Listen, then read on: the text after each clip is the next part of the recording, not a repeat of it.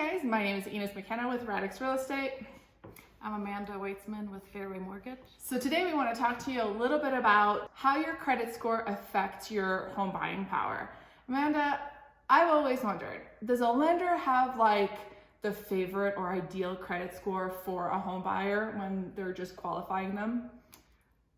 So there are different programs for different credit scores. The higher the credit score, the better the rates. If you have over a 740 credit score, and you can put at a minimum 5% down. 5% down for conventional? Yeah, there's a minimum of 5% down for conventional. 5% down for a conventional? That's crazy. So Or, 740? Actually, no, there's actually a 3%, but that's for first-time home buyers. Okay, so there's absolutely no reason for anybody to be on the fence. Take care of your credit, get it up to 740, and then minimum 3%, 5% if you're a second-time home buyer. In order to take advantage of the best rates, over a 740 would be ideal, because you're going to be saving money on your interest rate. You're going to be saving up money on mortgage insurance if you have less than 20% down. But that doesn't mean that you won't qualify if you don't have 740.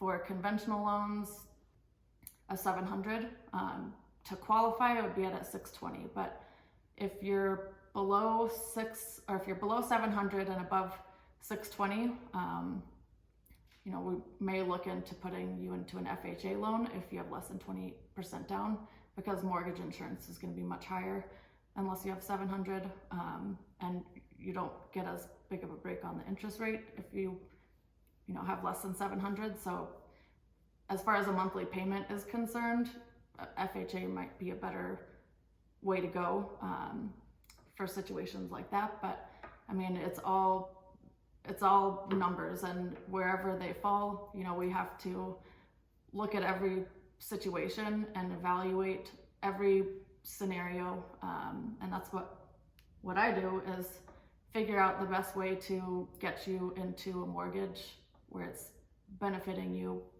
the most financially. So it's not really a blanket answer, but that is the most blanket answer that there is. As far as qualifying for credit for an FHA, the minimum's 580, but you really would want to be around a 600. With 580, there's additional rules, and it gets a little complicating and expensive. So if we can get you to 600 at a minimum, that's ideal for you. And if you talk to me, I can help you with your credit. I can help provide tips, and really try to figure out what's going on. I mean, and that's free of charge, so that's awesome. Yeah. So if somebody does have, their credit isn't the best, and questionable choices, and of course we all live and learn, sometimes we do things that aren't the best for us financially, there's a path to recover that, correct? Work with the home buyer and work towards the goal of increasing your credit, because the credit really determines your credit, and your debt to income ratio determines your credit worthiness, and if you can qualify for a mortgage, correct? Absolutely. Awesome. So what are some things that people can do to start working on building credit and increasing their credit score? Well, the best thing that you can do if you don't already do it is have at least 3 lines of credit open, whether that's, if you don't have any credit, start with a secured credit card. Go to your bank. Basically what that is you are putting your own money towards this secured credit card. So you're using your own money and you're paying it off as if it was a credit card. So you're showing the credit bureau that you know how to pay your bills that on you're time. Reliable. Yeah, so that you're responsible as well. Yes. So if they're going to lend you their money, you want to prove it to them. That's step 1 if you don't already have any credit. Right. So that's one thing. That's for the kids out there getting out of school or getting out of high school, just getting started in life. You definitely want to have that credit card, but you want to be responsible with it. So basically your credit card is kept on a budget. And then, you can get additional ones. Your car loan does help. which sometimes you might need a parent to co-sign to get that, but at least it'll start building your credit. I've heard, and I don't know if you know this, but I've heard that as a parent, we should put our children on our credit or on our credit cards and use that credit card, and you would pay it off anyways, and that'll help them build credit by the time they're adults. You took the words right out of my mouth. So if you have a parent or really anyone willing to add you as a authorized user on a credit card, that's instant credit history, that's instant, paying on time history, assuming they pay it on time. Don't let someone who is irresponsible use your name as you're coming up as a youth. Yeah, because that could hurt you instead of help you. So for sure. But for us parents, it's something to think about if we want to help our kids get that credit going, and really help them out in the beginning of their young journey in this life. Exactly. Awesome. So what are some of the, if you're not a parent, how can we fix someone who's like in the high fives? What can we do? There's paying on time. Is there are credit fixing companies, I don't know what they're called, but are those worthwhile? Because I've heard mixed things about them.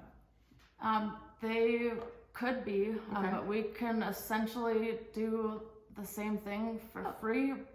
But the difference is they will go out and they will do all the work for you. So if you're really busy and you don't want to make lots of phone calls, you don't want to harass, people with emails and letters and disputes and all, let them do it. It's not harassment. You gotta not fight for yourself. Yeah. So exactly. But that's really what they have to do. Sure. So, it's persistence. You got to be persistent is what I'm hearing. Persistence. Exactly. You got to fight for yourself. Even if you make a mistake, you got to go after whatever you can really to try and get these companies to either negotiate with you, maybe remove some of the stuff. So apparently Amanda will be able to guide you if you want to do it yourself, or you can use a credit repair company to do it for you. Exactly. If you have any open collections,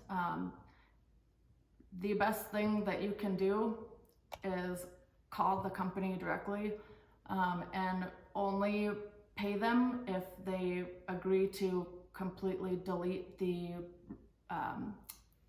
credit hit from your credit report. If they do that, it's like it was never there. And that's your negotiating power. So if you'd think I'm going to call and take care of it so it's not on my credit report anymore. Well, it's still on there, but now you just admitted guilt by paying it, and so it's kind of counterintuitive. That's a huge tip right there. So if you have something, if you are a delinquent somewhere, that is a huge tip to use the negotiating power of, hey, I'm going to pay you, but I need that removed. Exactly. That's awesome. And love that. Don't agree to do it unless they agree to remove it and ask for a deletion letter. If you just go in and pay it, it's going to basically hit your credit like it was a new debt that you just admitted guilt to, and bring your score down. So definitely, if you could take anything away from this, if there's any collections that are concerned, the normal thing to do would be oh my gosh, I will take care of that. I had no idea. Don't do it until you get. Don't pay for it until they agree to a denial letter. Yes, Isn't it is that crazy. It's so crazy to me, but that's the way it works, unfortunately. But we just gotta figure out how to work with the system to, make it benefit us. So we always have to learn how to work within the system that we're dealing with. Payment assistance programs, certain programs will have credit score minimums. One of them in particular would be 640 just to be able to do the down payment assistance program. So if that's something you're interested in, you definitely want to at least get to a 640 so you have more qualification options to shop from. Do you have can you qualify for down payment assistance if you have a higher credit score, or is 640 kind of, okay. Oh yeah. The higher the better in every scenario. Okay. Is that available for any home buyer or just a first-time home buyer?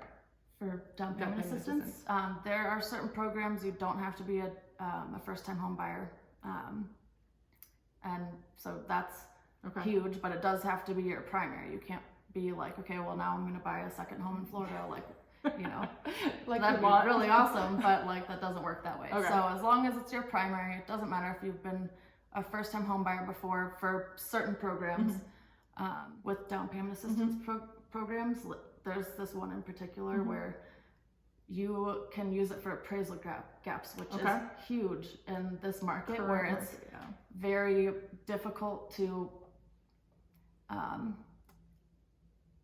have extra cash for appraisal gaps. So even if you don't plan on using down payment assistance, that's one thing that it's good for, you know. That's awesome, because a lot of people don't have the extra cash because prices are growing at such a rapid rate. Everybody has to offer over asking. Even when the home is priced perfectly, you are offering over asking because there's multiple offers and you want the home, you fell in love with it. So having that additional option to use that program for an appraisal gap is huge. Cheers. Cheers.